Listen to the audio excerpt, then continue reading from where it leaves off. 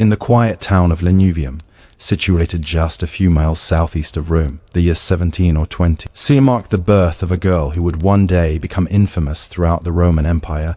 Her name was Valeria Messalina. To you, listening now, she may seem merely a footnote in the annals of history. Scandalous figure often described in the works of Tacitus, Suetonius, and Juvenal. But in her infancy and youth, Messalina was far from the legendary persona she would grow into. She was first, simply, a child of Rome's elite. Her father, Marcus Valerius Messala Barbatus, belonged to a long line of patricians whose influence extended back generations. The Valerii family had long been intertwined with the political machinations of the Roman Republic and the early empire, their names etched into records of senatorial debates, military achievements, and legal proceedings. For Messalina, birth into this family meant she was immediately ensnared in the rigid structures of Roman nobility, where lineage dictated not only social standing but also potential marriage alliances, expectations of loyalty, and modes of behavior. Her mother, Domitia Lepida, was no less formidable, a woman of keen intellect and social ambition.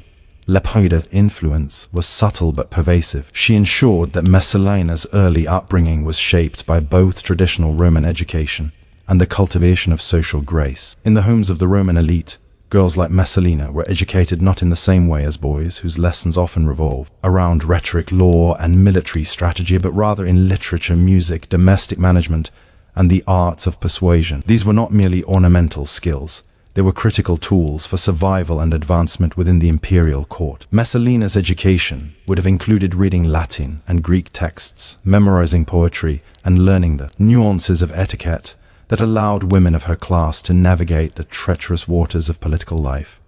Daily life for Messalina as a child would have been structured, almost relentlessly so. The morning hours were typically devoted to lessons with tutors, often Greek slaves or freedmen of considerable learning, who introduced her to the classics of Homer, Virgil, and other foundational authors. You can imagine her small hands tracing letters in wax tablets, reciting passages aloud, striving to perfect her diction and comprehension. In the afternoons, she would practice music, dance, and embroidery, all considered essential skills for women destined to participate in the ceremonies and spectacles of Rome's elite households. Yet even amidst these lessons, Messalina would have observed the subtleties of power and influence in her household. The Valerii were no strangers to ambition, and the corridors of their villa would have echoed with discussions of senatorial politics, patronage, and legal disputes. To a young girl with a sharp mind, and Messalina certainly displayed signs of one, these conversations were both education and warning. You, listening, might find this mundane, but the significance lies in the accumulation of knowledge that would later allow her to maneuver with extraordinary skill. She was learning the rules of a game that was invisible to most but ruthlessly enforced for those who misstepped. Her extended family added another layer of complexity. The web of relatives,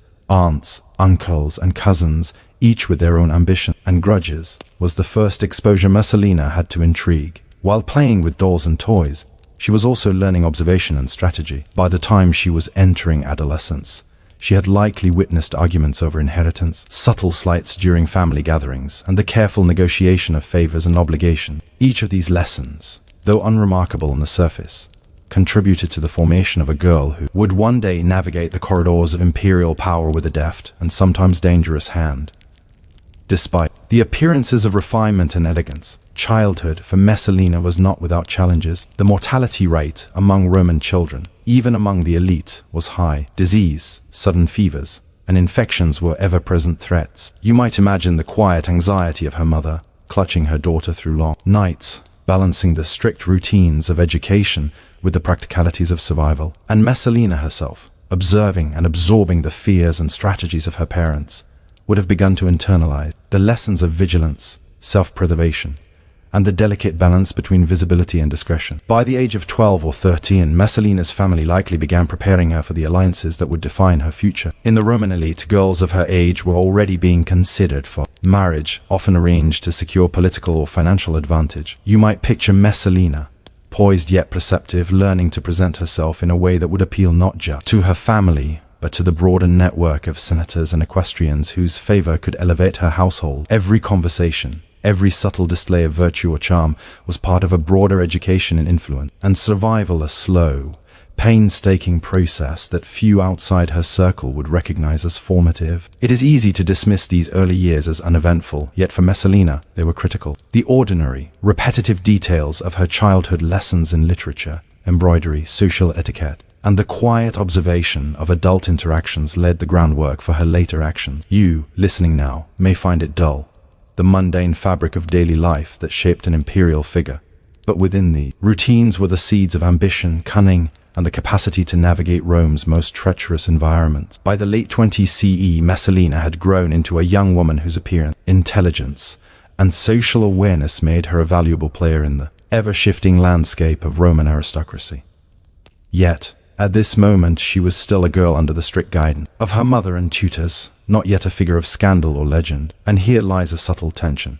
The ordinary life of a young girl, governed by rules and routines, can be both protective and preparatory. Every choice she made, every lesson she absorbed, was quietly shaping a future that would ripple through the imperial court for decades. And so, as Messalina approached the age where marriage and ambition would intersect, one might pause and wonder, how does a seemingly ordinary upbringing, full of repetition and strict instruction, transform into the skills that allow someone to manipulate, charm, and sometimes betray the most powerful individuals of their time? What experiences, invisible to most, can silently cultivate the instincts that history remembers, sometimes with horror, sometimes with fascination? As you drift in thought, imagine Messalina walking through her family villa, her small hands brushing against the walls lined with ancestral portraits, each silently reminding her of the expectations, the lineage, and the power she had inherited but had yet to wield. What would these early experiences teach her? And how would they prepare her for the scandalous path that lay ahead? By the late 20s CE, Messalina had transitioned from the structured routines of childhood into the more unpredictable world of adolescence. This period in her life, though still largely dictated by family ambition, introduced new dynamics, the broader social web of Rome's elite, marriage negotiations, and the subtle preparation for a life within the imperial sphere. To you, listening now, it might appear that this was a time of gradual adjustment, but within these ordinary interactions, the foundations of her future influence were quietly solidifying. Messalina's family, recognizing the significance of her lineage and personal attributes, began to consider marital alliance with great care. In Rome, marriage was rarely a private affair. It was a calculated transaction, often negotiated for political leverage, the consolidation of wealth, or the expansion of influence. Young women of Messalina's class were evaluated not merely for appearance but for temperament, intelligence, and the capacity to navigate complex social hierarchies. You can imagine the discussions within the Valeria household, her mother and extended relatives weighing potential husbands against criteria that combined ambition, status, and political opportunity. It was in this context that Messalina's path intersected with Claudius, the future emperor. Claudius, at this time, was not yet considered a likely ruler. He was a member of the Julio-Claudian dynasty, the son of Drusus and Antonia Minor, and the uncle of the notorious Caligula, yet he was often overlooked due to physical disabilities and a reserved personality. Claudius had a limp, a stammer, and was considered socially awkward, a man who, in the eyes of many contemporaries, was ill-suited for public life. Yet these very traits would later make him both underestimated and manipulable, a combination that Messalina and her family likely observed with interest. The marriage between Messalina and Claudius, arranged in 38 CE, was emblematic of Roman aristocratic strategy. You might picture the day of the ceremony, modest yet formal, held in a private setting with only close family and attendants. Messalina, perhaps 14 or 15 at the time, would have been acutely aware of the stakes. Her education in etiquette, observation, and social maneuvering had prepared her for moments like this, where the display of poise, subtle charm, and attentiveness could translate into influence over a husband, household, and eventually the court itself. Once married, Messalina entered the imperial household, an environment far more complex and perilous than her family villa. The imperial court was a microcosm of Roman society, concentrated into a space where proximity to power created opportunity, but also danger. You, listening, may not find the details immediately thrilling, but consider the daily reality: courtiers maneuvering for favor, servants carrying messages and secrets, senators observing, whispering, and calculating. For Messalina, each day involved learning the protocols,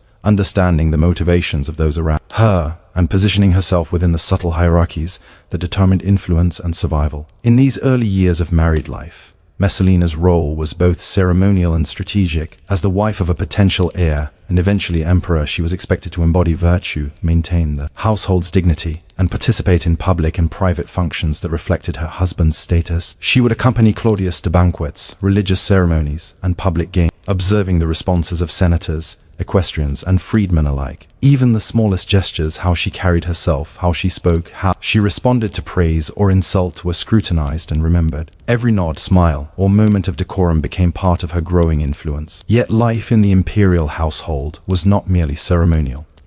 It was also intensely political. Messalina's family connections, her mother's counsel, and her own emerging instincts were continuously tested. Servants, advisors, and other courtiers often acted as informants, subtly reporting behaviors and attitudes back to their patrons. Here, you might find a curious detail. Much of what historians describe as Messalina's later scheming or cunning may have had its roots in these early exercises of observation and negotiation. She was learning to read human nature, to anticipate desires, to assess loyalty and deceit, skills that, while mundane in practice, were essential for navigating the corridors of power. During this period, Rome itself was experiencing a delicate balance of tension and prosperity.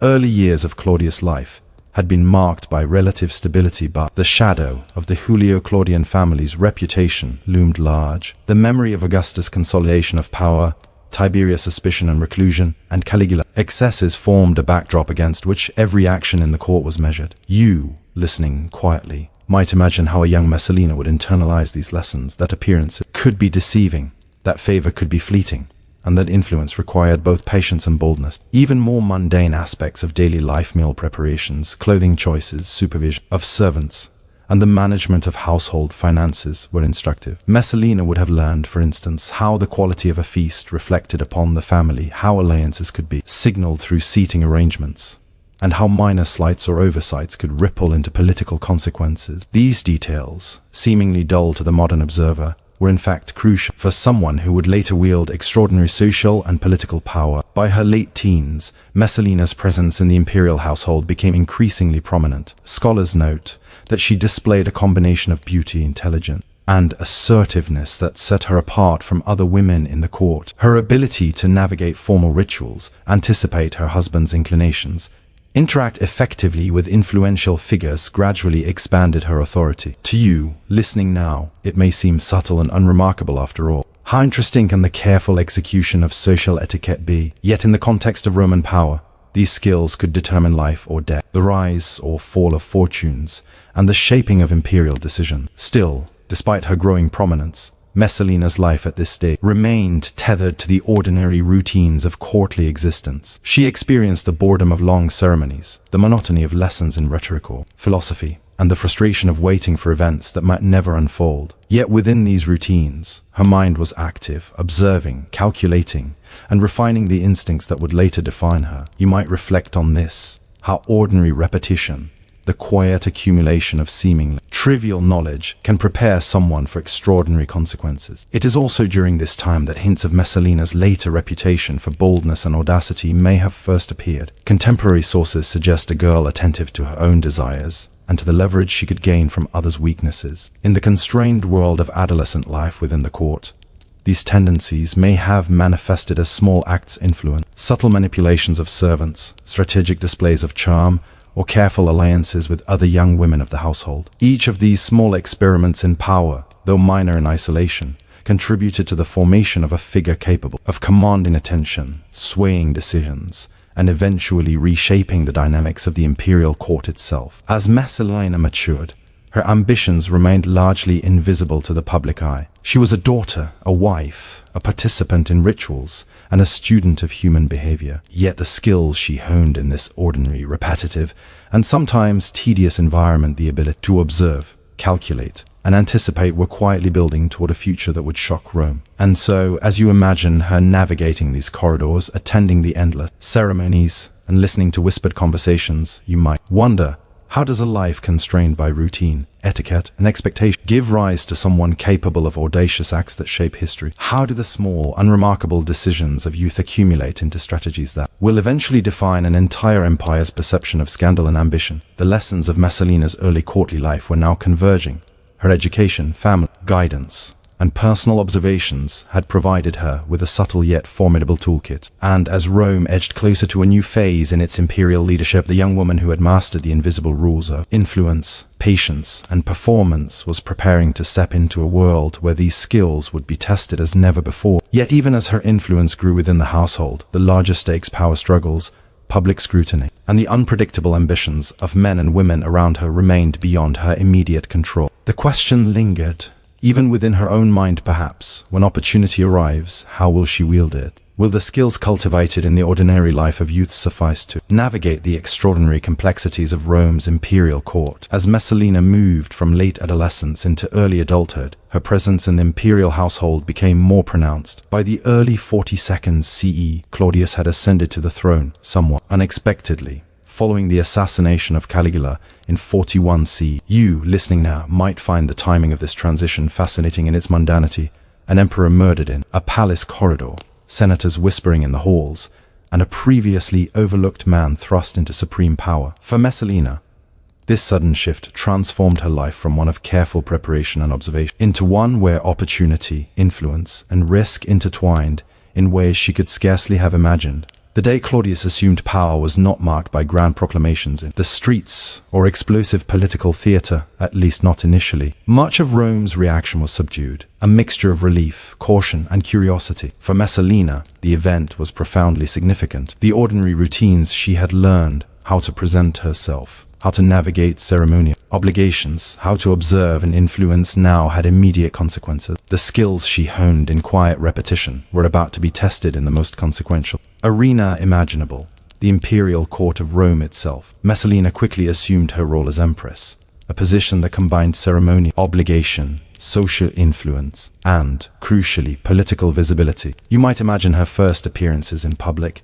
seated beside Claudius during games, observing senators and equestrians, subtly signaling alliances through gestures, glances, and conversation. Every interaction was recorded by observers, every behavior subject to interpretation. The ordinary lessons of her youth, poise, attentiveness, strategic social behavior, now became instruments of power. One of the key aspects of Messalina's early reign as empress was her capacity to cultivate influence through networks of loyalty and obligation. She maintained connections with freedmen, minor officials, and family allies, often rewarding them with small privileges or favors. These actions, though seemingly mundane, were part of a broader strategy to solidify her position and gather intelligence about the court's shifting dynamics. You, listening quietly, might reflect on how such ordinary exercises, distributing favors, listening carefully, observing reactions, could accumulate into substantial social and political leverage. At the same time, Messalina's presence introduced tension into the court. Her intelligence, ambition, and growing assertiveness set her apart from other women of the household. Some senators and courtiers viewed her with admiration, others with suspicion. In a court historically dominated by male influence, a woman capable of subtle manipulation and strategic foresight was both remarkable and potentially threatening. Yet she navigated these tensions with the same calculated poise she had learned in her youth, managing appearances carefully while advancing her influence behind the scenes. Even more ordinary elements of daily life, dressing for ceremonial occasions, supervising household affairs, managing correspondences, were imbued with political significance. Messalina understood that the way she presented herself could suggest virtue, modesty, or refinement, or conversely, arrogance and ambition. She learned to balance public expectation with private advantage, to appear compliant while exercising agency in subtle but meaningful ways. To you, this may seem dull, the repetition of daily courtly routines, yet these small, consistent actions were the foundation of her emerging power. However, the seeds of scandal were also quietly taking root. Historical sources, particularly Tacitus and Suetonius, emphasized that Messalina's intelligence and ambition eventually combined with desire, curiosity, and opportunity in ways that would later become infamous. While the sensationalized accounts focus on her sexual exploits and audacious behavior, it is worth noting that the origins of these actions were grounded in ordinary patterns of social observation and strategy. Messalina learned early that desire could be leveraged, alliances could be manipulated, and social advantage could be gained through bold, calculated risks. One of the most noted incidents in her early tenure as empress involved her association with Gaius Silius,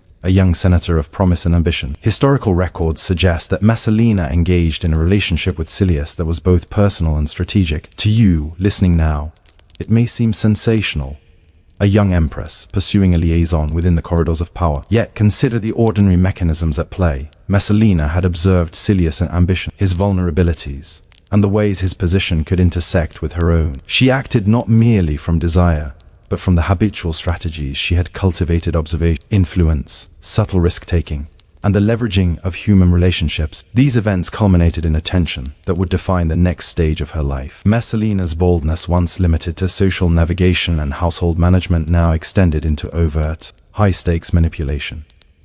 The ordinary routines that once seemed repetitive and uneventful had produced an individual capable of audacity within the imperial framework. You might pause here and reflect. How does a life structured by rules, repetition, careful observation evolve into one characterized by risk, scandal, and historical notoriety? How do ordinary lessons, honed quietly over years, prepare someone to seize opportunities in moments of extraordinary consequence? By the mid-40s CE, Messalina had established herself as a central figure in the court, her influence extending across both the private and public spheres. Yet, as her visibility increased, so too did the dangers. Roman politics was unforgiving, and proximity to power was a constant test of loyalty, strategy, and perception. Small errors, misjudgments, or missteps could result in loss of favor, exile, or even death. Messalina's skill lay in navigating these threats while simultaneously pursuing her ambitions, a feat that required patience, intelligence, and a sometimes ruthless application of the lessons she had learned in childhood and adolescence. And yet,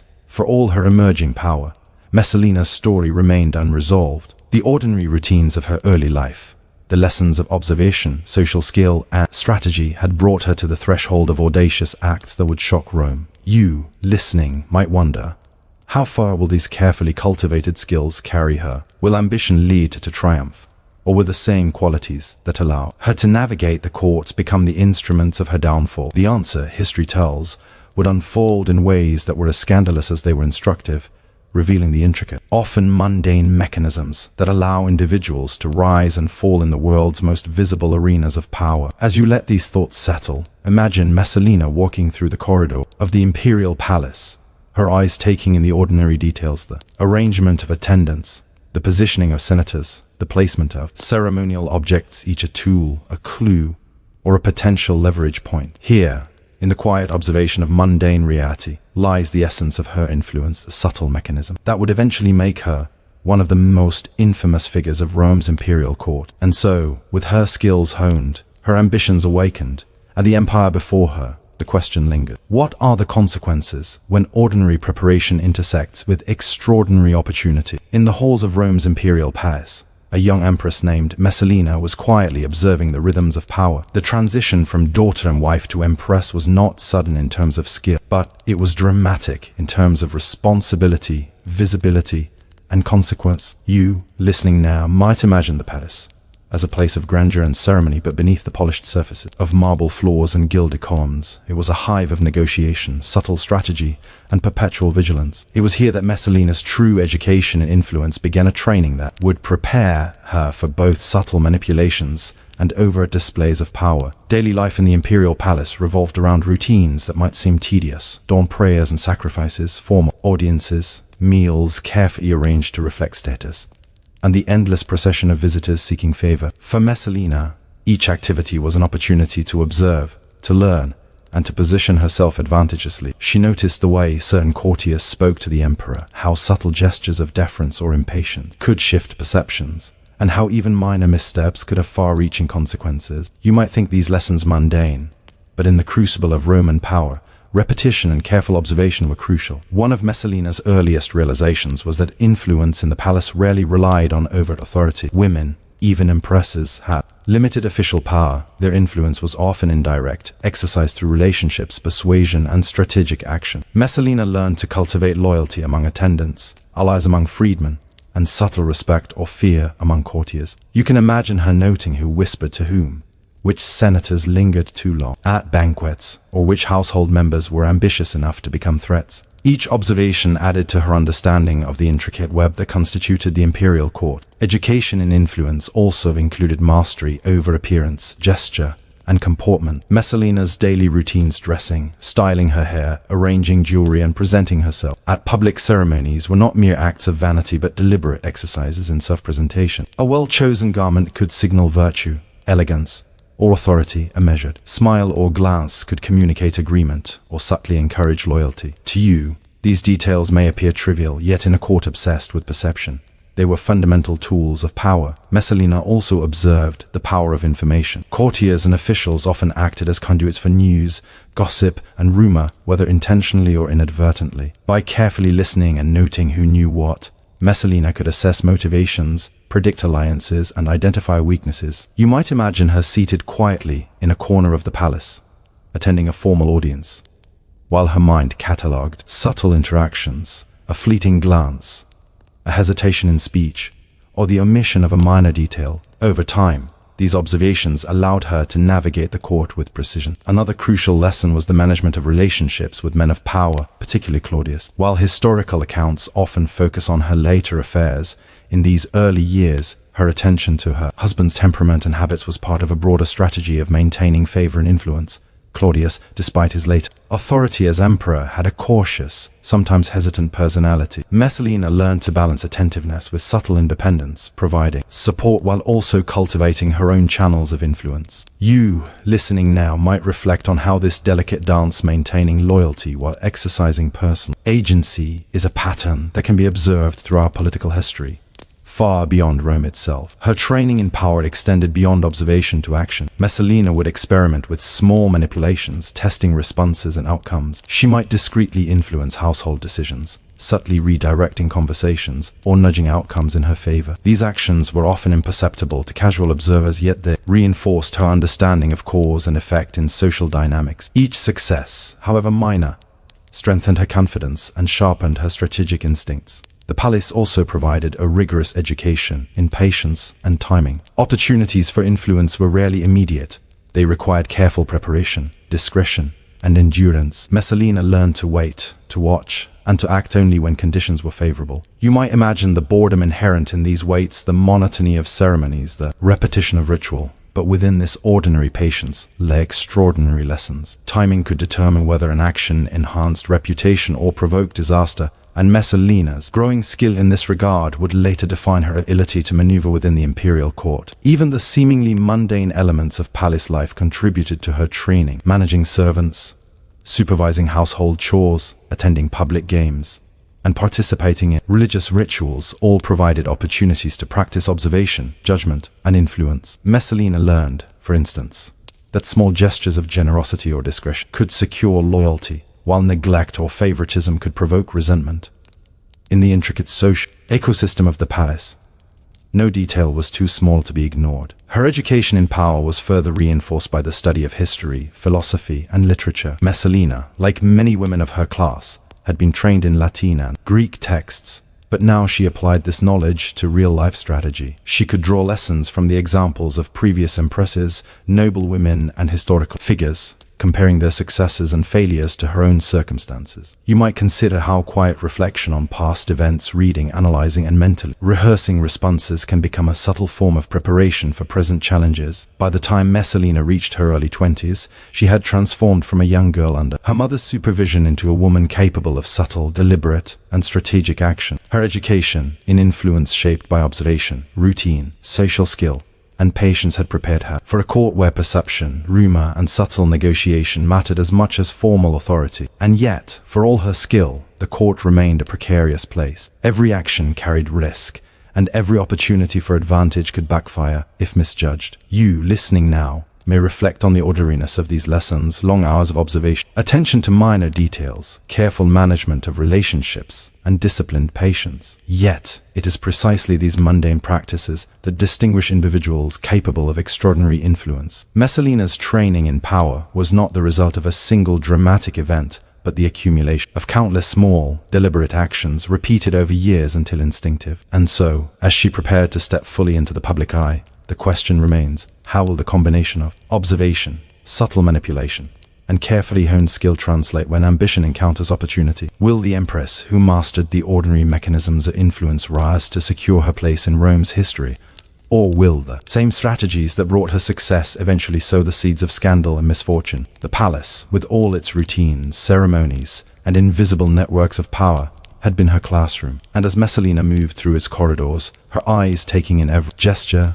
every whispered conversation, every shift in attention, she was poised to apply her education in ways that would soon extend beyond observation and into decisive, consequential action. By the early 40s CE, Messalina had firmly established herself as the wife of the newly crowned Emperor Claudius, a position that brought both prestige and peril. To you, listening now, it might seem that this role was one of luxury and comfort, yet life at the heart of the Roman Empire was governed by rules far subtler and more unforgiving than any outside observer could imagine. The palace was a crucible in which ordinary observation, practiced patience, and careful judgment determined both survival and success. Messalina's training in power and influence, cultivated over her youth, was about to be tested in ways that demanded cunning, decisiveness, and constant vigilance. Claudius, while emperor, was not naturally adept at the public displays of power expected in Rome. His physical disabilities, a limp, a slight stammer, and his often cautious temperament meant that he relied heavily on those around him for advice, guidance, and even the management of day-to-day imperial affairs. You might picture Messalina quietly observing her husband in private moments, noting his hesitations during audiences, listening as he weighed arguments from senators, and recognizing both his vulnerability and the channels through which he could be influenced. Here lay the first opportunity for her to exercise the subtle power she had been cultivating for years. In these early days of Claudius' reign, Messalina developed a careful strategy of influence. Unlike the overt actions often attributed to her later in history, these initial maneuvers were discreet and calculated. She worked to ensure that key allies within the palace, freedmen, servants, and junior officials, were loyal to her, providing information and occasionally nudging decisions in ways that favored her and her family. Every small act of favor or discretion was an investment in social capital, a mechanism to shape outcomes without overt confrontation. You, listening, might find this slow accumulation of influence mundane, yet it was precisely the ordinary, repeated acts of observation and subtle action that allowed her to wield extraordinary authority. Her understanding of timing was particularly critical. Messalina learned that power in the imperial court was not seized in dramatic bursts but accumulated incrementally. She noted the natural rhythms of Claudius' decision-making, the moments when he was most receptive to suggestion, and the periods when patience was required. In this way, her influence was exercised with precision, appearing almost accidental while producing real results. It is a lesson in human psychology and social dynamics. Subtlety and patience often outweigh force and immediacy. Messalina also developed an acute awareness of the broader political environment. Rome, still recovering from Caligula's erratic rule, was a city attuned to scandal, rumor, and political maneuvering. Senators and equestrians were ever watchful, assessing loyalty and ambition, and any misstep could have fatal consequences. You can imagine Messalina observing banquets, games, and religious ceremonies, noting alliance, rivalries, and the ways in which reputation could be managed through appearance and action. Even a casual comment or glance could serve as a test of loyalty, a subtle signal, or an opportunity to manipulate perception. By now, Messalina's influence over Claudius was growing. Historians suggest that she was instrumental in guiding his attention to particular courtiers and officials, framing issues in ways that favored her objectives. While the details of these early interactions are lost to history, the pattern is clear. She was learning how to act as a mediator, advisor, and gatekeeper, roles that combine domestic authority with political influence. You, listening quietly, might note that these roles, while seemingly ordinary, were critical. They allowed her to shape decisions without openly challenging the emperor, a skill that would define her approach for years to come. At the same time, the empress had to balance ambition with caution. The palace was full of observers, many of whom were quick to report perceived transgression. Messalina learned to maintain an appearance of decorum and virtue, even as she quietly exercised power. Here, again, the ordinary routines of observation, etiquette, and subtle action intersected with high-stakes maneuvering. She understood that perception could be as powerful as action, and that a carefully maintained image could shield her from scrutiny even while she expanded her influence behind the scenes. Another aspect of her early maneuvers involved cultivating allies among women in the palace. Matrons, attendants, and other noble women were both potential threats and potential supporters. Messalina's skill lay in her ability to identify who could be persuaded, who might pose a risk, and how best to maintain loyalty. You might reflect on the subtlety required.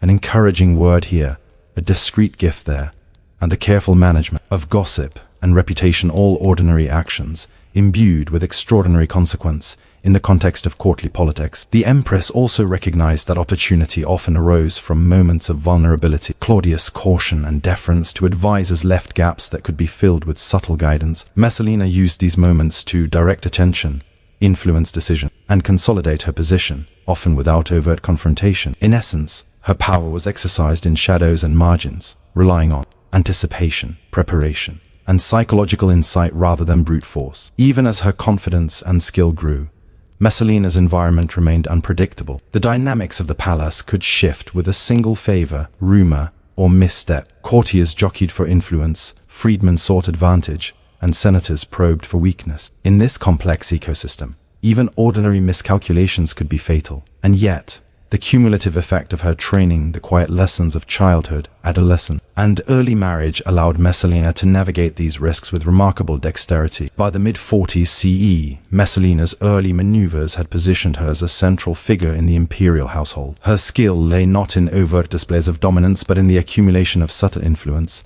shaping perception, cultivating loyalty, and guiding decisions with careful attention to timing, context, and personal relationships. To you, listening now, these actions may seem unremarkable, even mundane, yet they illustrate a fundamental truth. About power, it is often the ordinary, repeated, and disciplined actions that yield extraordinary results. And yet, even as her influence grew, attention remained. The same skills that allowed Messalina to navigate the palace, the careful observation, strategic, patience, and manipulation of perception also created the conditions for future scandal. Every opportunity taken, every relationship leveraged, carried the risk of exposure or misinterpretation. You might wonder, as history would eventually reveal, how does the exercise of ordinary influence transform into audacity? And what happens when ambition meets opportunity in the most dangerous corridors of power? As the Empress moved through the palace, guiding decisions and observing the subtle interplay of loyalty, rivalry, and desire, one can sense the quiet tension between skillful preparation and the unpredictable consequences of action. Here, in these ordinary routines and subtle maneuvers, lies the foundation of the extraordinary events to come, events that would define Messalina's reputation, challenge her authority, and ultimately intertwine her name with scandal in the eyes of Rome. By the mid-40s CE, Valeria Messalina had become a central figure within the imperial court, her presence extending far beyond ceremonial appearances and domestic management. She had honed her ability to observe, influence, and guide the decisions of Claudius, cultivating networks of loyalty among courtiers, freedmen, and attendants. Yet, the very skills that allowed her to consolidate power also set the stage for action that would be remembered as scandalous, audacious, and, to many contemporaries, shocking. You, listening now, might imagine a palace alive with whispers, calculated glances, and careful, timed movements, an environment where subtlety and perception determined everything. The first indications of Messalina's audacity involved both her relationships and her grasp of social leverage. Historical sources describe her increasing familiarity with Gaius Silius, a promising young senator. The relationship, though personal, had profound implications for her influence. You might consider how, in a court where ordinary observation and careful timing were essential, even private interactions could have public consequences. Messalina understood that alliances, whether through affection or ambition, could be used to strengthen her position, test loyalties, and influence decisions. One key aspect of her strategy was managing perception. Messalina was acutely aware of the eyes upon her, Claudius, senators, attendants, and even ordinary citizens. Every gesture, every interaction, had the potential to signal virtue, intent, or ambition. You can imagine her moving through the palace corridors, consciously balancing poise and subtle assertiveness, aware that an ordinary smile or a delayed response could ripple outward as a message to those watching. Her actions were often small, almost imperceptible, yet they carried weight in the intricate social web of Rome's elite. Messalina also expanded her influence by cultivating a network of loyal agents. Freedmen, minor officials, and household attendants were carefully observed and, when deemed reliable, quietly rewarded. This network served both as an information source and as a mechanism to shape outcomes discreetly. You might reflect on how ordinary acts, distributing small favors, listening carefully, and exercising patience could accumulate into substantial political leverage, a form of quiet power that few outside her inner circle could perceive. The Empress's understanding of human behavior and social dynamics allowed her to operate in the gray areas of power. She could anticipate reactions, test loyalties, and manipulate perception, all while maintaining an appearance of decorum and virtue. This duality, the careful balance between private ambition and public propriety, became a defining characteristic of her early influence. To you, listening, it may seem mundane. The management of appearance, the cultivation of relationships, the careful timing of interventions. Yet it is precisely in these ordinary practices that her extraordinary agency was forged. The relationship with Gaius Silius, however, also marked the beginning of more audacious maneuvers. Historical accounts suggest that Messalina, emboldened by her accumulated influence and the loyalty of her network, began to test the boundaries of acceptable behavior. While sources often sensationalize her actions, the underlying pattern was methodical. She leveraged personal relationship to consolidate influence, manage perception, and position herself advantageously in the political landscape. You, listening now, might recognize a subtle lesson here. Ambition exercised within ordinary routines can gradually escalate into acts of boldness when opportunity presents itself. Messalina's growing prominence did not go unnoticed. Senators, equestrians, and other courtiers were increasingly aware of her ability to shape decisions and manipulate outcomes. This awareness brought both respect and wariness. In the palace, where rumor and observation were constant, even minor missteps could provoke suspicion. You can imagine the delicate calculations required: how to act boldly without appearing reckless, how to expand influence without inviting retribution, and how to maintain loyalty while subtly testing boundaries. These were ordinary challenges faced daily by anyone navigating power, yet they took on extraordinary significance in the imperial court. Even amidst these developments, Messalina's personal education years of observing, practicing patience, and managing perception continued to guide her. She knew when to advance, when to hold back, and when to leverage relationships for maximum advantage. The ordinary routines of palace life, attending audiences, observing ceremony, managing household affairs, became both rehearsal and arena for her skills. You might reflect on how repetition, discretion, and careful attention to social cues can quietly cultivate the ability to operate in extraordinary circumstances. The culmination of these factors, observation, patience, cultivation of loyalty, and strategic audacity, set the stage for the events that would define her public reputation. Messalina's influence over Claudius, her careful navigation of court dynamics, and her early personal maneuvers were all building toward a point of tension, a moment when the ordinary management of power intersected with personal desire, ambition, and opportunity. It was a threshold, one that historians would later describe as scandalous, yet it was also the natural consequence of years of disciplined preparation in an environment where every detail mattered. By the end of this period, Messalina had transformed from a young woman learning the rituals of palace life into an empress capable of significant influence, subtle manipulation, and strategic foresight. Her actions, while rooted in ordinary routines, were poised to extend into audacious undertakings that would shock contemporaries and leave a lasting imprint on history. And yet, the question remains, even as her early power becomes apparent, when does ordinary skill become extraordinary audacity? And at what point does influence tip into scandal? As you imagine the corridors of the imperial palace, the quiet observations, and the small, deliberate actions of the empress, consider this. History often remembers not the grand lessons of war or politics, but the accumulation of ordinary choice, repeated over years, that prepare a person to seize moments of opportunity. Messalina's journey illustrates this precisely. The ordinary rhythms of her life, lessons and observation, social skill, and strategic patience were now converging, with opportunity setting the stage for audacious acts that would become legendary in Rome's collective memory. The year 38 CE marked a pivotal moment in the life of Valeria Messalina, her marriage to Claudius. To you, listening now, the event might appear, at first glance, merely ceremonial, a union of two individuals within Rome's elite society. Yet beneath the outward formality lay a complex interplay of ambition, strategy, and social expectation, the subtle currents of which would ripple through the imperial court for years to come. Understanding this marriage requires appreciating both the public and private dimensions of life in Rome's elite circles, where personal relationships were inseparable from political calculation. Claudius, at the time of the marriage, was far from the emperor history later remembered him to be. Physically, he bore the marks of fragility, a limp from childhood illness, a slight stammer, and the cautious demeanor of someone long overshadowed by more dominant family members. In temperament, he was scholarly, deliberate, and introspective, often preferring observation to bold action.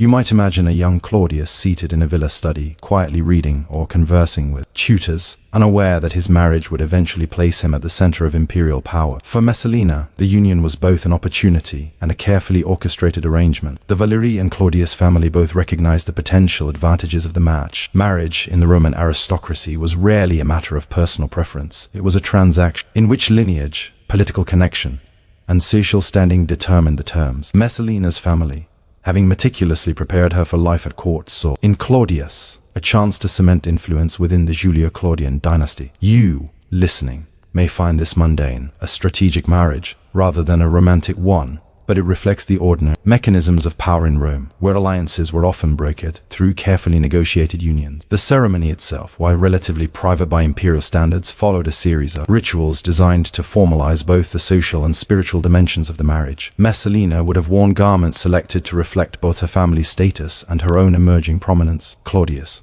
guided by advisors and tradition, adhered to the ceremonial expectations of a Roman patrician groom. You can imagine the solemnity of the vows, the presence of family witnesses, and the subtle exchange of gestures that communicated respect, deference, and awareness of duty. Even in such ordinary rituals, the seeds of future influence were being sown. After the marriage, Messalina entered Claudius's household, an environment that combined domestic routines with the intricate hierarchies of aristocratic life. Every aspect of daily existence, management of the household, oversight of servants, participation in banquets, and attendance at public games provided her with opportunities to exercise judgment and influence. To you, these routines may appear monotonous, yet within the repetition lay training in perception, social navigation, and strategic action. The palace, with all its ceremonial complexity, became a laboratory for her skills. The early dynamics of the marriage were shaped by Claudius' personality. His deference and cautious approach to decision-making provided Messalina with opportunities to assert influence, yet they also required careful handling. She could not appear overbearing or presumptuous,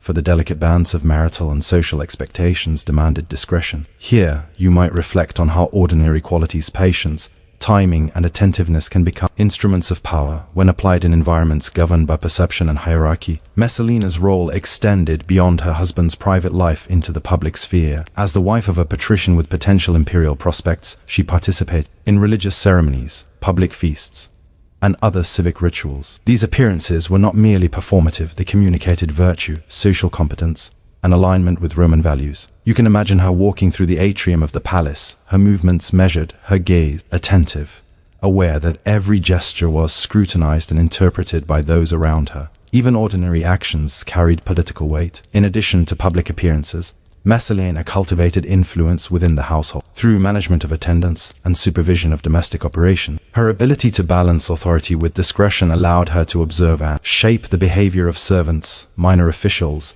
and freedmen, an ordinary aspect of household management that, in practice, provided an extraordinary tool for consolidating loyalty and gathering information. The small acts of oversight, correction, and reward accumulated in a network of influence that would prove essential in the years ahead. The marriage also introduced lessons in negotiation and compromise.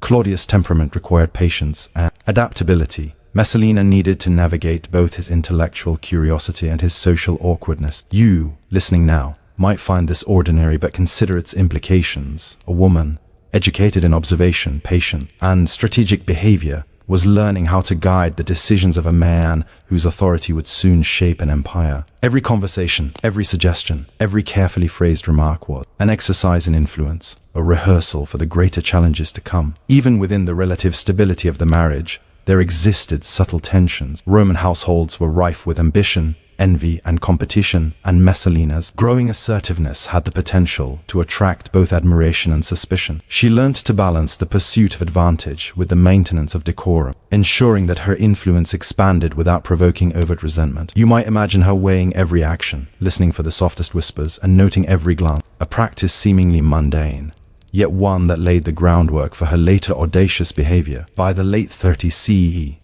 the marriage had positioned Messalina at the threshold of the imperial court. Her role as Claudius' wife offered her access to both domestic and political spheres, providing opportunities to cultivate loyalty, gather intelligence, and subtly influence decision-making. You, listening quietly, may appreciate the ordinariness of the methods, careful observation, strategic communication, and meticulous attention to routine, but it is precisely this accumulation of seemingly trivial actions that created the foundation for her extraordinary agency.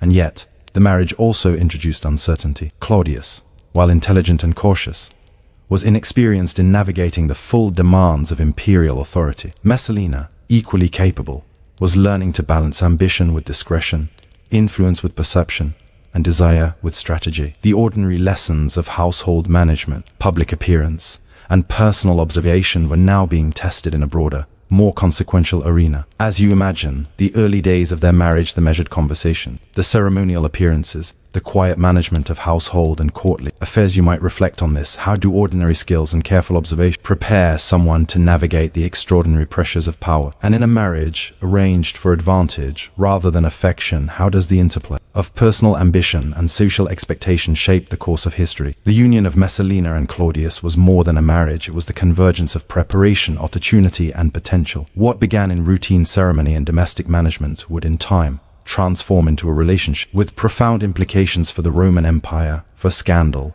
and for the lessons that history would draw from one of its most infamous imperial households. As the years following their marriage unfolded, Messalina's presence in the imperial household became increasingly significant. Claudius, now emperor, relied on advisors and courtiers to manage the vast complexity of governance, but Messalina quietly carved out her own sphere of influence. To you, listening, it may seem that an empress's life would be consumed by spectacle or luxury, yet her power emerged from subtler sources: observation, discretion, and the skillful orchestration of relationships. In this ordinary, repetitive navigation of courtly life, extraordinary authority quietly took root. One of the first arenas where Messalina demonstrated her expanding influence was the management of the imperial household itself. Freedmen, minor officials, and attendants, each occupying a small but essential role, became instruments through which she could observe, guide, and control. She rewarded loyalty, encouraged discretion, and occasionally tested limit, all while maintaining the appearance of ordinary domestic oversight. You might imagine the careful bookkeeping, the allocation of quarters, the seemingly mundane instructions about meal preparations or ceremonial arrangements, yet each of these actions reinforced a network of influence that extended far beyond household management. At the same time, Messalina began cultivating alliances within the broader court. Senators, equestrians, and other noble families often attended banquets, games, and religious observances, each carrying their ambitions and agendas. Messalina's skill lay in observing interactions, noting alliances and rivalries, and intervening discreetly when opportunities arose. Small gestures, a compliment, an invitation, a subtle endorsement allowed her to shape perceptions and outcomes without overt interference. Here, you may recognize a pattern familiar to anyone who has navigated subtle social hierarchy. Ordinary attentiveness and carefully timed actions can produce extraordinary results. The marriage itself provided a critical platform for her maneuvers. Claudius, with his cautious temperament and reliance on advisors, often left gaps that Messalina could fill with discreet guidance. She began advising him on appointments, influencing decisions regarding minor officials, and quietly steering his attention to matters that served her interests. You, listening quietly, might imagine the conversations behind closed doors, measured, persuasive, and conducted in the ordinary tones of domestic familiarity, yet carrying extraordinary consequences for those involved. Messalina's influence extended to the management of public perception. Rome, still attentive to the excesses of previous emperors, was sensitive to appearances of virtue, decorum, and propriety. Messalina learned that public gestures, a correctly timed smile, a subtle display of humility, or careful attention to ritual could mask ambition while amplifying her authority. These seemingly minor acts were essential in a society that evaluated women not only for their personal behavior but for their capacity to reflect and enhance imperial dignity. Another tool in her growing arsenal was her network of loyal intermediaries. Freedmen, household servants, and minor officials were not merely passive observers but active participants in the empress's strategy. Messalina provided subtle incentives, cultivated trust,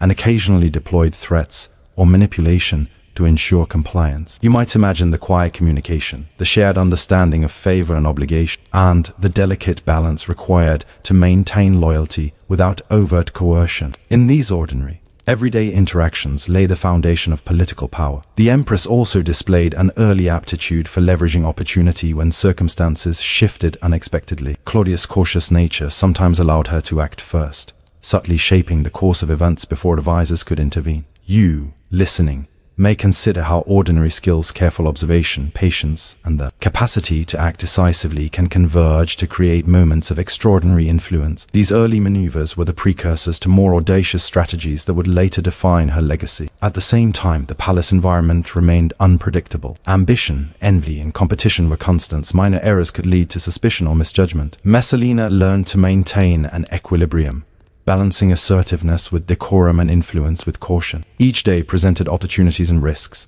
and her skill lay in identifying which small interventions would yield maximum effect with minimal exposure. You might reflect on the monotony of this daily navigation. It was in the repetition and careful management of routine that her extraordinary capacity for strategy was forged. Her growing involvement in imperial appointments also demonstrated her expanding authority. She influenced the selection of certain officials and the assignment of responsibilities within the household and government. While these actions were framed as supportive of Claudius, in practice they allowed her to consolidate a network of loyalty, guide policy indirectly, and cultivate allies who were beholden to her discretion and favor. To you, listening now, this may appear as a quiet, procedural aspect of governance. Yet, in the hands of a skillful operator, it became a potent form of control. In addition, Messalina was acutely aware of the role of rumor and perception in consolidating influence. The palace and Roman elite were rife with gossip.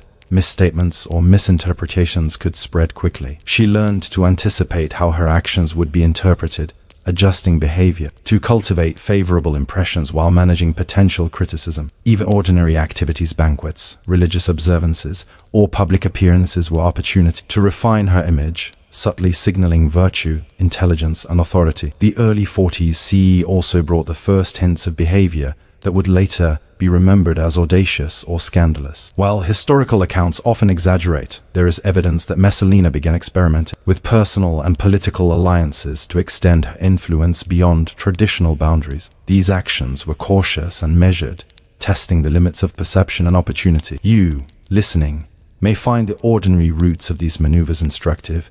Ambition and strategic observation often manifest in small, deliberate steps before escalating into dramatic outcomes. By the mid-40s CE, Messalina had established herself as a figure capable of guiding the emperor's attention, managing the household, cultivating loyalty, and navigating the subtle networks of influence within the court. Yet, this period also highlighted the precariousness of her position.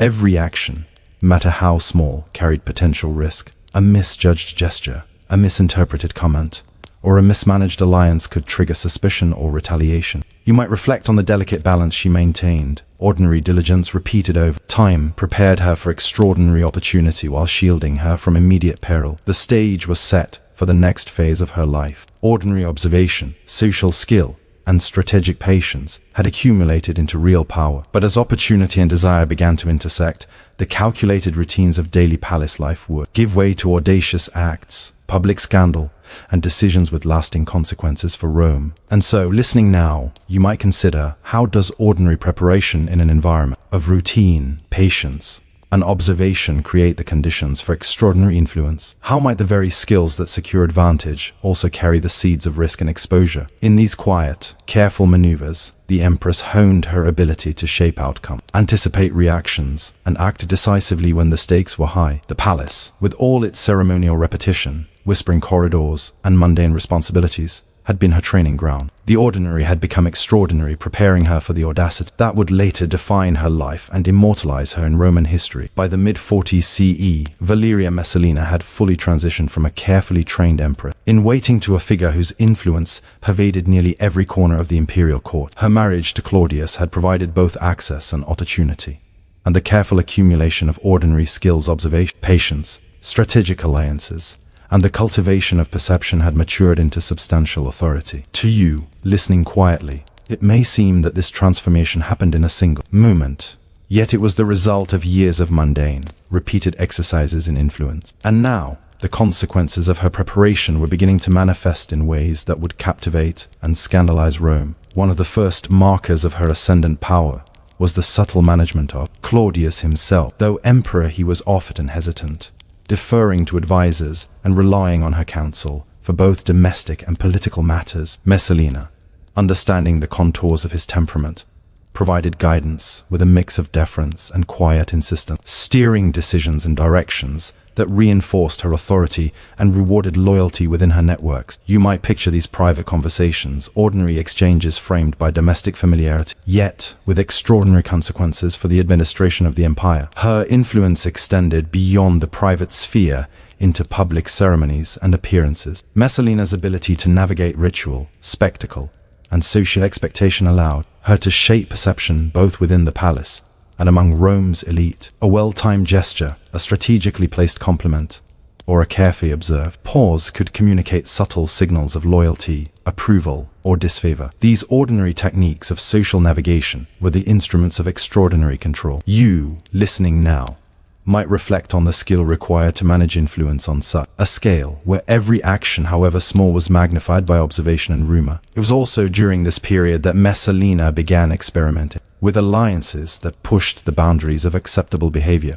The relationship with Gaius Silius, a young senator of ambition and promise, became more pronounced. While contemporary sources emphasize sensationalized aspects of this liaison, it is important to recognize the ordinary mechanisms underlying it: strategic observation, calculated opportunity, and the careful negotiation of risk. By engaging with Silius, Messalina tested both social boundaries and political levers, extending her influence in ways that intertwined personal ambition with courtly maneuvering. These early audacious acts were not reckless. Each was preceded by observation, assessment, and careful consideration of consequences. Messalina had learned that in a palace environment rife with envy, ambition, and competition, even ordinary actions could be interpreted in multiple ways. She used this ambiguity to her advantage, allowing her personal relationship to function as both social leverage and political instruments. You might imagine the delicate balance she maintained, asserting power without overt confrontation, expanding influence while maintaining the appearance of virtue, and testing the limits of opportunity with caution. Meanwhile, her management of the palace and household continued to reinforce her authority. Freedmen, minor officials, and attendants were integrated into networks of loyalty, rewarded for discretion, and sometimes subtly tested for reliability. Ordinary domestic oversight, supervising meals, managing quarters, monitoring ceremonies became a mechanism for consolidating power. Each repeated action, each routine observation, contributed to an intricate lattice of influence that few in the court could fully perceive or challenge. Yet, as her influence peaked, the conditions for scandal were also emerging. The combination of personal audacity, political manipulation, and social observation created a volatile mix. Messalina's careful management of perception could only stretch so far. Ambitious courtiers, curious observers, and opportunistic freedmen all watched for signs of overreach or impropriety. You, listening quietly, might note the tension inherent in such a position. The very skills that produce extraordinary influence also increased vulnerability to rumor, suspicion, and eventual exposure. Historical sources describe episodes in which Messalina's assertiveness verged on audacity, reflecting both her confidence and the calculated risks she was willing to take. Her relationship with Silius, her guidance over Claudius's appointments, and her subtle manipulation of perception collectively illustrate a woman operating at the intersection of personal desire and political ambition. The ordinary routines of palace life, attention to detail, cultivation of loyalty, and mastery of social signals had been transformed into extraordinary acts of power, setting the stage for dramatic events that would captivate Rome. Even as she navigated these dynamics, Messalina remained acutely aware of the precariousness of her position. One misstep, one misinterpreted action, could unravel years of careful preparation. The ordinary rhythms of court life, banquets, ceremonies, household management were now arenas in which influence, ambition, and risk were constantly measured. To you, listening, the lesson is subtle but significant. The accumulation of small, disciplined actions, repeated over time, can elevate someone to extraordinary power, but that power is always balanced against exposure, scrutiny, and vulnerability. By the late 40s CE, Messalina's marriage to Claudius had become a fulcrum of influence, shaping both domestic and political outcomes. Her ability to guide decisions, cultivate loyalty, and manipulate perception had reached a level that historians would later associate with audacity and scandal. And yet, the extraordinary results of her ordinary, repeated actions were only the beginning. The combination of observation, patience, strategic alliances, and personal ambition had created a woman capable of remarkable influence and capable of choices that would define her reputation for generations. As you imagine the palace corridors, the whispering attendants, and the subtle glances exchanged among courtiers, consider this. History often remembers the moments of scandal and audacity, but those moments are built on the ordinary accumulation of observation, patience, and careful action. Messalina's rise illustrates precisely this dynamic. Her influence, once cultivated quietly and methodically, was now at its peak, and the stage was set for events that would merge personal ambition with public consequence. And so the question lingers: when the ordinary patterns of preparation, discretion, and skill intersect with extraordinary opportunity, how far will ambition carry an individual?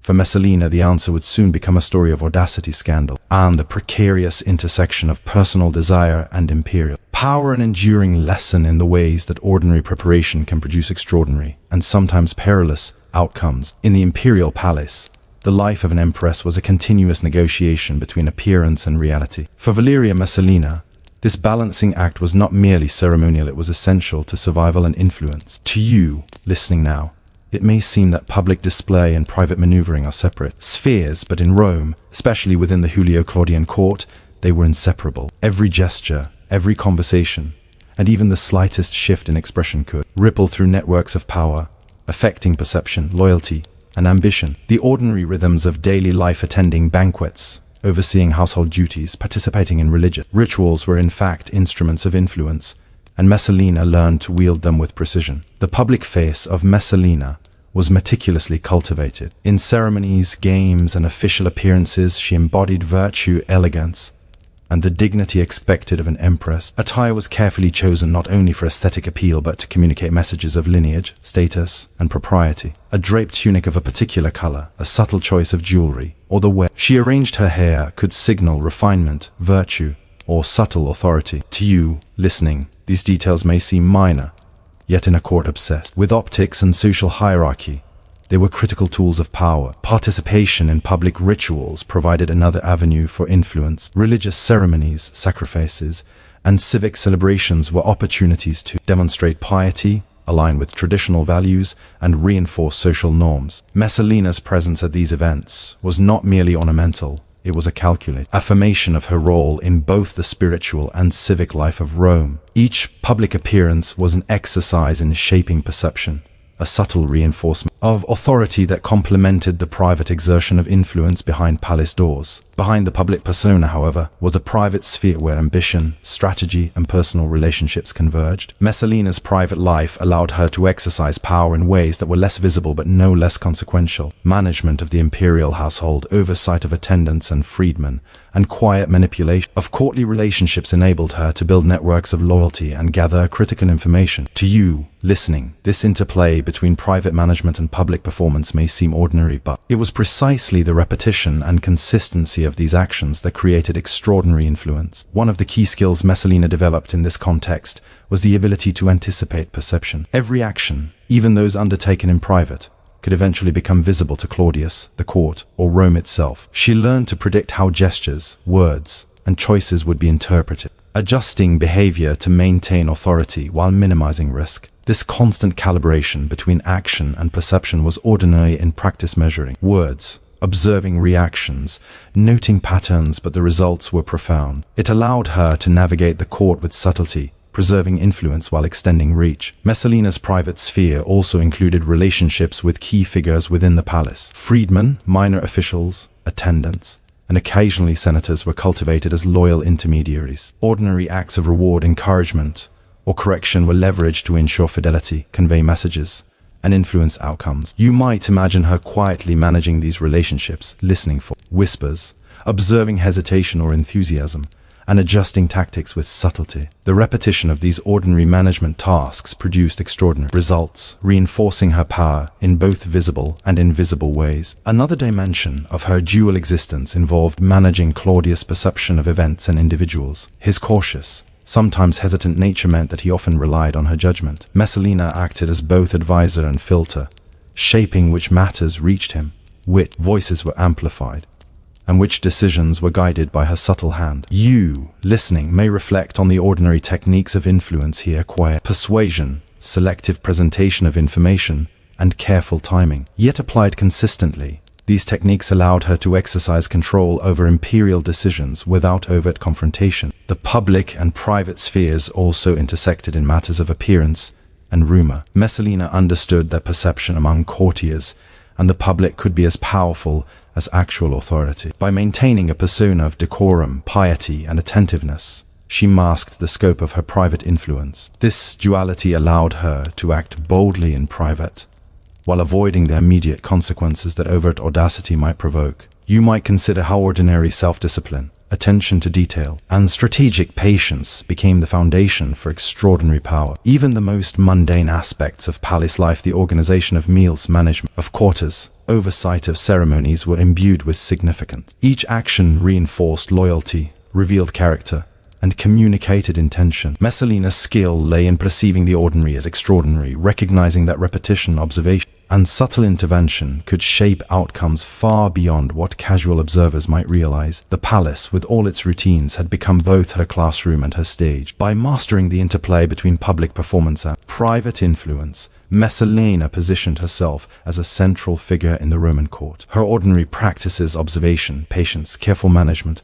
and strategic intervention enabled her to exercise influence that extended into political, social, and personal spheres. And yet, for all her skill, uncertainty remained. The very techniques that produced power also carried risks, as rumor, misjudgment, or unforeseen events could destabilize even the most carefully maintained position. You, listening now, might reflect on the paradox at the heart of her life. Extraordinary influence often arises from the mundane repetition of ordinary action. It is in the careful cultivation of relationships, the management of perception, and the disciplined execution of routine tasks that power takes root, sometimes imperceptibly, sometimes audaciously. And for Messalina, these lessons were far from complete. For the next stage of her life would test the limits of both public expectation and private ambition. As the palace continued its quiet rhythm of ritual, observation, and negotiation, Messalina's dual existence, public empress, private strategist, set the stage for increasingly audacious maneuvers. The ordinary practices of daily life had become instruments of extraordinary consequence, and the question lingered: how far could subtlety, patience, and discretion carry an empress before opportunity and desire collided with perception and scandal? As time passed, Messalina's mastery of both public and private influence allowed her to navigate the imperial court with increasing confidence. To you, listening now, it may appear that an empress's life was largely ceremonial, yet Messalina's power emerged not from spectacle but from disciplined observation, strategic patience, and subtle intervention. Ordinary routines, overseeing household operations, attending religious ceremonies, observing interactions among courtiers, became the instruments through which she expanded her authority, tested loyalties, and prepared for audacious undertakings. One of her first exercises in political maneuvering involved cultivating influence over key figures within the Senate and equestrian order. These men, ambitious and cautious in equal measure, were often seeking advantage in a court governed by observation and rumor. Messalina's strategy was straightforward but effective: encourage loyalty through small rewards, guide decisions subtly, and maintain the appearance of neutrality. You might imagine quiet conversations at banquets, or brief exchanges in corridors, where a well-placed compliment or carefully timed suggestion could tip allegiances. In these ordinary interactions lay the extraordinary work of shaping policy and consolidating power. Her influence over Claudius continued to grow. The emperor, whose temperament favored deliberation and caution, increasingly relied on her judgment to navigate court intrigues. Messalina acted as a filter, directing which matters reached him and framing decisions in ways that aligned with her objectives. You, listening quietly, may recognize that this was ordinary influence at its most disciplined, patient observation. Measured suggestion and selective disclosure combined to create a subtle but effective form of authority. It was behind these ordinary techniques that extraordinary outcomes were quietly engineered. Messalina's audacity began to manifest in more personal and politically charged arenas. Historical accounts highlight her growing relationship with Gaius Silius, which was not merely romantic but a calculated alliance. While sources often emphasize scandalous details,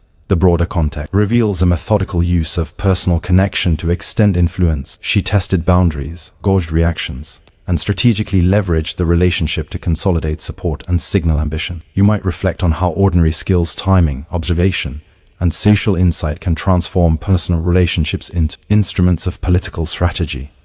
Within the palace, Messalina managed a network of loyal intermediaries, freedmen, household servants, and minor officials who were integrated into her web of influence. She distributed favors, collected information, and subtly tested allegiances. These acts, seemingly mundane in isolation, accumulated into a formidable network that allowed her to monitor court sentiment, detect opportunities, and act decisively when circumstances allowed. You, listening, may consider how repetition, observation, and strategic reward transform ordinary social interactions into mechanisms of power. Her growing audacity also involved managing the tension between visibility and discretion. Publicly, Messalina maintained appearances of virtue, piety, and deference. Privately, she maneuvered to expand authority, test opportunities, and consolidate networks of loyalty.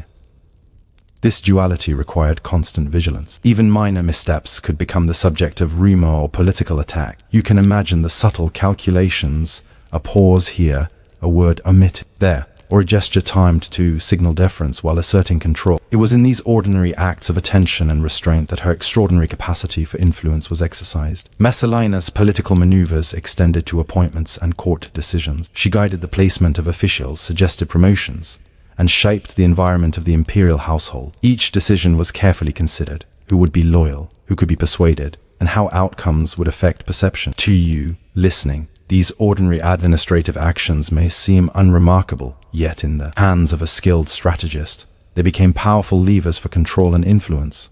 Her audacity, however, was not without risk. The same actions that expanded influence could provoke jealousy, suspicion, or rumor. Courtiers were observant, and the palace thrived on the circulation of both praise and gossip. Messalina's careful cultivation of loyalty and perception helped shield her from immediate danger, yet the tension remained. Ordinary actions, gifts, encouragement, guidance could quickly be interpreted as manipulation or overreach. You might reflect on the delicate balance she maintained, where patience, discretion, and repeated practice allowed boldness to be exercised safely. Religious and ceremonial life also provided opportunities for subtle assertion. By participating in rituals with precision, performing sacrifices with care, and attending public feasts in measured ways, Messalina signaled competence, virtue, and alignment with tradition. These ordinary actions reinforced her authority and masked the private exertion of influence. In a society attuned to perception, the ordinary became extraordinary. Every gesture, word, and movement carried weight, shaping both reputation and political outcomes. Even mundane domestic routines were leveraged strategically. Overseeing household staff, managing food, organizing quarters, and supervising ceremony became opportunities to observe behavior, test loyalty, and reinforce hierarchy. Messalina's skill lay in seeing the extraordinary potential within ordinary repetition. Each day's ordinary duties accumulated into a subtle but potent foundation of power. By the late 40s CE, Messalina's audacity had reached a level where personal ambition, political maneuvering, and mastery of perception intersected. The ordinary practices of observation, patience, and social skill had produced a woman capable of shaping decisions, consolidating networks of loyalty, and exercising influence in both public and private spheres. Yet the question lingered, even within her own careful calculations: how far could audacity be exercised before perception, rumor, or misjudgment destabilized the precarious balance she maintained? As you imagine the corridors of the palace, the whispered exchanges, the ceremonial rituals, and the repeated oversight of mundane routines, you may recognize a critical lesson. Ordinary actions, repeated with attention and purpose, accumulate into extraordinary power. For Messalina, these skills prepared her not only to navigate the immediate dynamics of the imperial court, but also to test the boundaries of audacity itself, a test whose consequences would be both profound and scandalous. By the early 50s CE, Valeria Messalina had reached a stage in her life where ordinary skill, careful observation, and repeated practice of influence had evolved into bold audacity. To you, listening now, it might seem that her transformation occurred overnight, but in reality, it was the cumulative result of years of careful preparation. Each day spent managing the household, observing interactions, and influencing perception had quietly built a foundation that allowed her to operate boldly yet perilously within the imperial court. The palace had become a stage where private ambition and public perception intersected. Messalina's increasing boldness manifested in ways that drew attention from courtiers, freedmen, and even Claudius himself. Relationships, previously private instruments of influence, now served as political tools with visible consequences. Her growing connection to Gaius Silius, a young senator, became emblematic of this intersection, simultaneously personal, strategic, and provocative. You might imagine her navigating corridors and audience chambers, every movement calculated to maintain appearances while testing the limits of opportunity. Public perception was critical. Rome, still attentive to the excesses of emperors and elite women, was primed to scrutinize any deviation from decorum. Messalina's strategy involved maintaining an outward appearance of virtue, piety, and deference, even as her private maneuvers pushed boundaries. Small gestures, her posture during ceremonies, her choice of words in public meetings, her measured responses to questions signaled control, elegance, and authority. To you, listening, these ordinary skills of observation, timing, and presentation may seem mundane, yet they allowed her to exercise extraordinary influence without immediate consequence. The Empress's audacity extended to the management of court appointments and policy influence. By guiding the placement of officials, rewarding loyalty, and subtly testing allegiance, she shaped the environment of power in ways that reinforced her networks. Ordinary administrative tasks, supervising meals, organizing ceremony, allocating quarters became tools for surveillance and influence. The repetition of these daily routines, combined with strategic observation, created a lattice of authority that few could penetrate or resist. Yet with audacity came risk. Rumor, jealousy, and ambition were constant forces within the court. The very intermediaries who supported her, freedmen, attendants, and minor officials, could misinterpret, misreport, or betray information. Messalina had learned to anticipate perception and calibrate her actions accordingly. But the margin for error was thin. You, listening, might reflect on the paradox, the techniques that produced influence, observation, repetition. Discretion also heightened vulnerability to exposure, scandal, and misjudgment. Scandals began to emerge, first as whispers among courtiers, then as broader stories that traveled through the city. Messalina's private relationships, her assertive guidance over court appointment, and her visible engagement with Silius became subjects of speculation. What may have begun as ordinary maneuvers, careful observation, cultivation of loyalty, and strategic patience were now interpreted as audacious overreach. The ordinary rhythms of palace life had intersected with opportunity and desire, producing consequences that were immediate, visible, and irreversible. Claudius, for all his reliance on Messalina, began to perceive tension between public expectation and private ambition.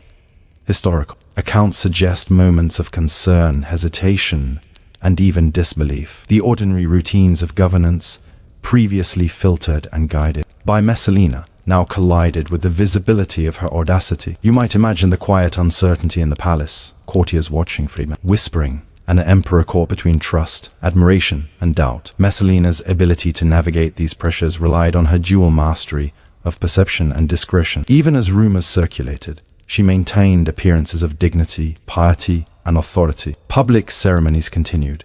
Meals were supervised and rituals observed with precision. These ordinary acts, repeated meticulously, allowed her to project stability and virtue, even as private and political audacity created scandal beneath the surface. It was an extraordinary demonstration of how ordinary discipline could shield audacity, at least temporarily, from immediate consequences.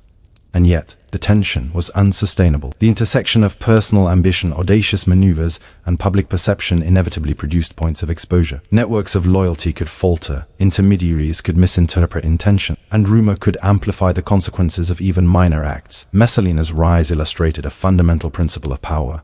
The same skills that generate extraordinary influence, observation, patience, repetition, also create the conditions for vulnerability when ambition and opportunity intersect. As the palace continued its routines, audiences, banquets, ceremonies, and whispered observation, the extraordinary consequences of her ordinary actions became increasingly visible. Messalina's audacity, grounded in years of preparation and repetition, had propelled her to a position of unmatched influence within the imperial court. Yet the collision of private desire, political maneuvering, and public scrutiny foreshadowed the challenges that would define her historical reputation. To you listening now, the lesson resonates beyond ancient Rome.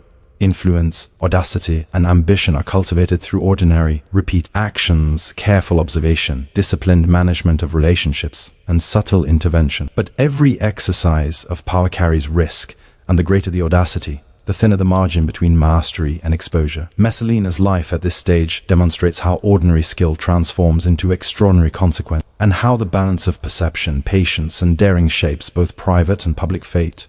The stage was set. The ordinary rhythms of palace life had been transformed into instruments of power.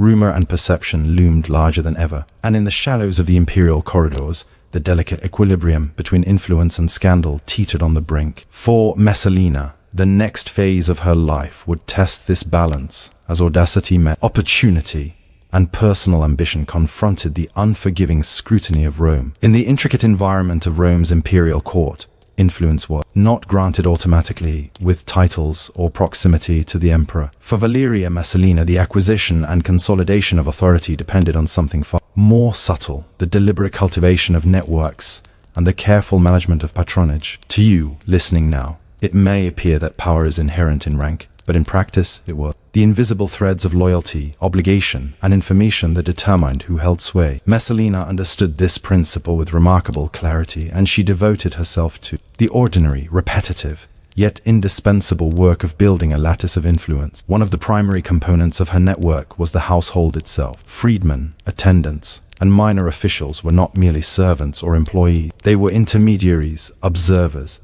and conduits of information. Messalina exercised ordinary oversight over domestic affairs, supervising meals, assigning duties, observing demeanor, and correcting errors. Yet within these routine tasks lay extraordinary potential. Each act of attention, reward, or subtle correction reinforced loyalty, demonstrated competence, and created a network of people who were invested in her favor. You might imagine her quietly noting the reliability of an attendant or the diligence of a freedman, recording these observations mentally and rewarding them at moments when influence could be secured or strengthened. Patronage extended beyond the household into the broader imperial bureaucracy. Senators, equestrians, and other officials were integrated into networks through strategic appointments, gifts, and favors. Messalina guided some of these placements herself, ensuring that those loyal to her held positions where they could observe, report, or act in alignment with her objectives. To you, listening, these measures may seem procedural, but in the political climate of Rome, they were powerful tools. Ordinary gestures providing support for a career,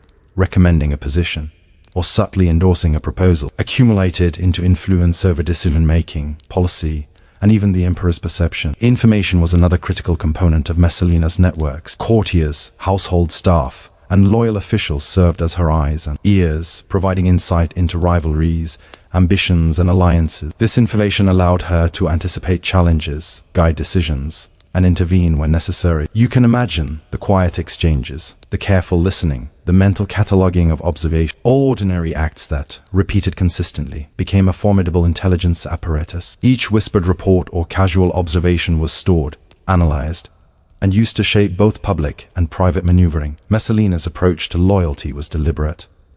She understood that allegiance was earned and maintained, not demanded. Rewards were carefully timed, whether in the form of financial gifts, public recognition, or advancement within the household or court. Conversely, minor corrections or expressions of displeasure were calculated to maintain discipline without alienating supporters. You, listening, might reflect on the ordinary yet methodical nature of this approach. Repeated attention to relationships, careful management of rewards and corrections, and the ongoing cultivation of trust were the invisible foundations of her extraordinary power. The empress also understood the importance of personal perception in reinforcing loyalty. Courtiers and attendants were constantly observing not only her actions but her attentiveness, her judgment, and her fairness. By acting consistently, rewarding diligence, and demonstrating skill in navigation of courtly affairs, Messalina projected competence and authority. These ordinary practices had extraordinary consequences. Loyalty was strengthened, obedience was reinforced, and her networks became self-sustaining, with individuals invested in preserving her influence. Political and social patronage extended even to public arenas. Banquets, religious ceremonies, and civic events were opportunities to extend favors, signal approval, and observe behavior. Messalina's presence at these events was calculated.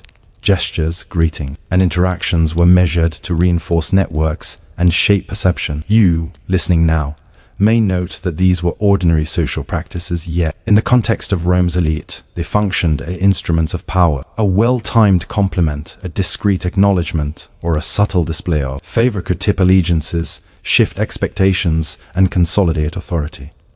Her networks were not static. Messalina continuously assessed reliability, monitored ambitions, and adjusted connections as circumstances changed. Ordinary acts, observing a conversation, noting enthusiasm or hesitation, recording reaction, were repeated across time to refine understanding and guide future intervention. Through this process, she maintained a dynamic system of influence, one capable of adapting to shifting conditions within the palace and across the imperial court. Even personal relationships were leveraged for political effect. Alliances with senators, equestrians, and influential families were reinforced through subtle gestures, invitations, and participation in shared rituals. While the public appearance suggested cordiality and decorum, private interactions were carefully orchestrated to extend influence, gather intelligence, and shape decision-making. You might imagine her guiding these exchanges with a quiet hand, monitoring both reaction and loyalty, and adjusting her approach as needed. By mastering these ordinary mechanisms, patronage, observation, reward, and discretion, Messalina built a network of extraordinary reach. Freedmen reported behavior, courtiers observed favor, and household staff conveyed both information and compliance. Each thread, seemingly mundane in isolation, contributed to a complex and effective lattice of power. To you, listening, it becomes clear.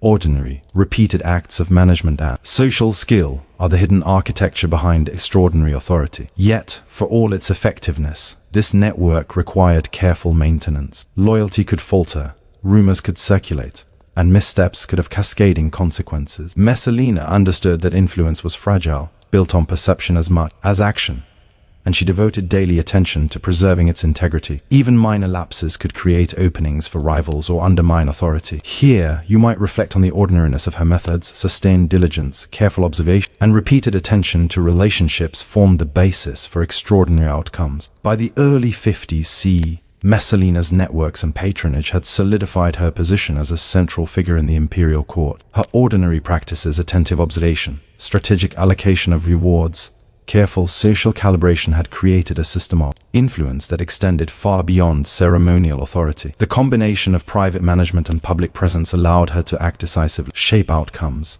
and maintain loyalty across multiple spheres of power. And yet, even as her control grew, the stage was set for a critical tension. The ordinary mechanisms that built influence could also amplify risk. Networks could betray, perception could shift, and audacity could be misinterpreted. As you imagine the palace corridors, the attentive attendants, and the subtle exchanges that sustained her authority, you might consider this: how does the ordinary act of cultivating loyalty and managing relationships evolve into power capable of both extraordinary achievement and extraordinary scandal? Messalina's networks were her fortress, yet they also foreshadowed the pressure and consequences that would soon challenge the stability of her influence. The ordinary practices of daily attention and strategic management had accumulated into extraordinary power, but in the world of Rome's imperial court, extraordinary power carried extraordinary risk. By the early 52nd CE, Valeria Messalina had transformed her network and patronage into instruments of both political and personal influence. To you, listening now,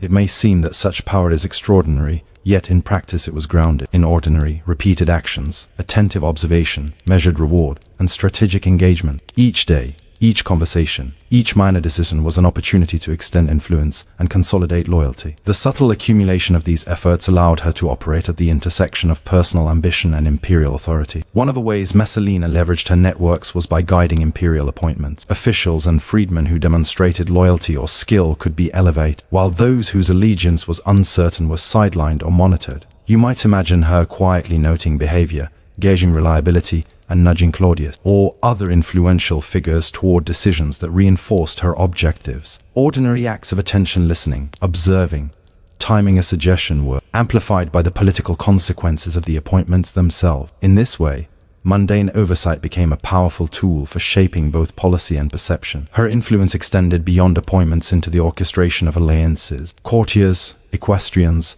and senators could be subtly encouraged to support her initiatives, endorse her perspectives, or align with her emerging authority. Messalina's approach was rarely confrontational. It relied on persuasion, subtle signaling, and the cultivation of reciprocal loyalty. You, listening, may note that the extraordinary effects of her strategy were rooted in ordinary social practices: gift, attention, encouragement, and recognition repeated across time to create bonds of obligation and influence. Messalina's networks were also crucial in monitoring rivalries and emerging threats. Freedmen, attendants, and minor officials acted as her eyes and ears, reporting shifts in allegiance, whispered criticisms, or ambitious plots. By gathering intelligence through these ordinary channels, she could anticipate challenges, neutralize potential rivals, and act decisively when opportunity arose. Imagine the quiet corridors of the palace, filled with subtle observation and discreet communication, each ordinary exchange feeding into a comprehensive understanding of power dynamics. It was during this period that early signs of scandal began to surface. Messalina's growing personal relationship with Gaius Silius, combined with her assertive guidance over court affairs, attracted attention. Rumors, initially whispered among attendants and freedmen, began to circulate more broadly among courtiers. You, listening now, may notice the tension between ordinary actions and extraordinary interpretation. A gesture, a private conversation, or an appointment could be perceived as overreach, ambition, or impropriety. The very networks that had strengthened her influence now became channels through which perception and rumor could magnify risk. Yet Messalina's skill lay in navigating these emerging pressures. Publicly, she maintained the persona of decorum, virtue, and piety. Ordinary appearances attending religious rituals, supervising ceremonies, or interacting with courtiers reinforced this image, masking the audacity of her private and political maneuvers. The contrast between public expectation and private action created a control ambiguity, allowing her to exercise influence while managing perception. You might reflect on how ordinary repetition and discipline in public life became essential tools for sustaining extraordinary power. Messalina also used her networks to reinforce loyalty at critical moments. Gifts, endorsements, and recognition were deployed strategically, often in response to rumors or emerging challenges. A well-timed compliment, a discreet reward, or a subtle show of favor could stabilize allegiances and counteract suspicion. The ordinary interventions were amplified by the political and social consequences of the relationships themselves, demonstrating how sustained attention and management of networks could produce extraordinary outcomes. The stakes were high. As rumor and speculation increased, so did the risk of misinterpretation. Courtiers were eager to observe, judge, and report, and the slightest overreach could provoke backlash. Messalina's networks were simultaneously shields and instruments. They consolidated power but also magnified exposure. You, listening, might note the paradox. The very mechanisms that produced influence, loyalty, observation, and strategic engagement also carried the potential to accelerate scandal if mismanaged. It was in this delicate balance that Messalina's extraordinary skill became apparent. She monitored behavior, adjusted strategies, and leveraged networks to consolidate authority without overtly provoking opposition. Ordinary, disciplined acts, observation, reward, timing were transformed into decisive interventions, shaping both court dynamics and the perception of her influence. Each minor interaction, repeated carefully over time, became a thread in a complex web that intertwined personal ambition with political authority. Yet, the early signs of scandal foreshadowed the limits of discretion. The personal and political spheres, once harmonized, were beginning to collide. Rumors regarding her relationship with Silius and her assertive maneuvering within the court began to circulate beyond the palace walls. Ordinary, repeated actions, careful observation, cultivation of loyalty, and strategic intervention could not completely shield audacity from perception. The tension between ambition and exposure was growing, and the consequences of misjudgment were becoming increasingly significant. By the mid-50s CE, Messalina had perfected the mechanics of influence. Networks of loyalty, strategic patronage, and disciplined observation allowed her to guide decisions, shape perception, and act decisively in both private and public spheres. Yet these same mechanisms created pressure, rumor, jealousy, and ambition could disrupt equilibrium, and the extraordinary consequences of her ordinary management were becoming increasingly visible. You might reflect on the precariousness of power. The closer one operates to the center of influence, the thinner the margin for error, and the greater the stakes when ambition and opportunity collide. Messalina's story at this stage demonstrates a fundamental principle of power in Rome. Influence is built through ordinary, repeated acts of attention, observation, and strategic engagement. Yet even the most disciplined management carries the potential for exposure and scandal. Her networks had elevated her to unprecedented authority, but they had also created channels through which risk could travel, channels that would soon become conduits for rumor, outrage, and historical judgment. As you imagine the palace corridors, the attentive intermediaries, and the whispering attendants, consider this: the same ordinary practices that construct influence can, under the pressure of perception and rumor, transform into the seeds of scandal. Messalina's life demonstrates both the power and the peril inherent in such mechanisms, a lesson as relevant in ancient Rome as it is in any complex system of human ambition. By the mid-50s CE, Valeria Messalina's extensive networks and patronage had transformed her into a figure of unparalleled influence within the imperial court. To you, listening now, It may appear that her ascent was inevitable, yet it was the result of years of careful, ordinary practices, observation, strategic reward, disciplined attention, and subtle guidance of both public and private spheres. Each day's repetition of these acts had accumulated into extraordinary power, yet the same mechanisms that elevated her also carried the seeds of vulnerability, a vulnerability that would soon be tested as audacity collided with perception. The early signs of scandal, initially confined to whispers among freedmen and attendants, began to spread. Messalina's personal liaison with Gaius Silius, once carefully managed and discreet, became increasingly visible, creating tension between her private ambition and public expectation. Courtiers observed closely, noting gestures, exchanges, and subtle signals, and the imperial household became a hub of rumor and speculation. You, listening, might consider how ordinary patterns of attention and behavior, gifts, invitations, strategic conversation, could now be interpreted as audacious or inappropriate, amplifying risk and exposing vulnerability. Her networks, both a source of strength and potential exposure, were tested in new ways. Freedmen and household intermediaries, who had previously relayed information and enforced loyalty, now became conduits for rumor, either deliberately or inadvertently. Senators and equestrians, initially loyal or neutral, observed changes in perception and weighed their own interests. Messalina's ordinary practices, careful observation, measured intervention, and strategic patronage, were now confronted with the unpredictability of human interpretation and ambition. Each ordinary interaction had the potential to trigger extraordinary consequences. Messalina responded to these pressures with characteristic skill. She leveraged her networks to stabilize loyalty, rewarding diligence, reinforcing allegiance, and intervening to contain suspicion. Public appearances were maintained with precision, ceremonial duties were performed flawlessly, and her outward demeanor remained composed. Ordinary, repeated actions, patience, discretion, and careful attention became defensive tools against the escalating perception of scandal. To you, listening, it is remarkable how repetition and discipline in ordinary matters can serve as both the foundation of influence and the buffer against exposure.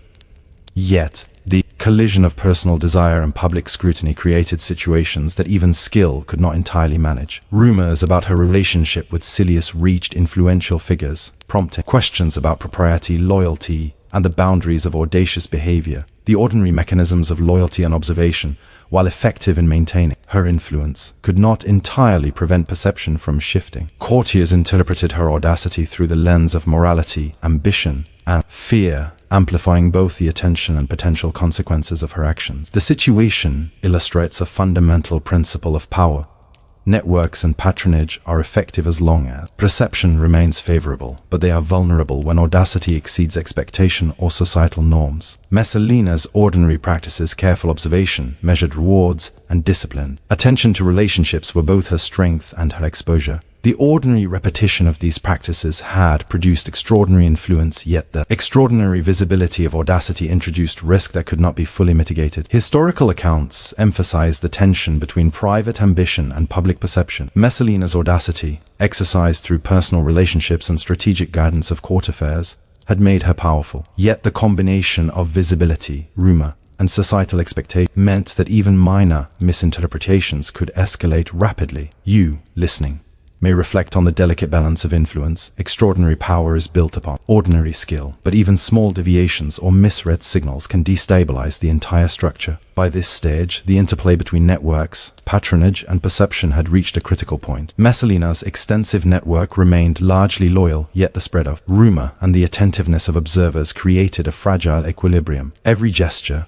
every interaction, and every decision was scrutinized, and the ordinary practices that had once ensured influence now carried the potential for exposure. In the shadows of the palace corridors, the ordinary mechanisms of power, attention, observation, loyalty, and reward were being tested against the extraordinary forces of rumor, fear, and scandal. The consequences of these dynamics were profound. They illustrate that the same practices that build influence, careful attention, strategic management of relationship, disciplined observation also create pathways for vulnerability when audacity and perception collide. Messalina's networks, while powerful, were not immune to human unpredictability, and the ordinary actions that had created loyalty now became channels through which scandal could propagate. As you, listening now, imagine the palace corridors, the whispering attendants, the careful observation, and the subtle rewards and corrections. Consider this: extraordinary influence is rarely a product of dramatic acts alone. It arises from the ordinary, repeated attention to relationships, observation, and strategic action. Yet, extraordinary influence is also precarious,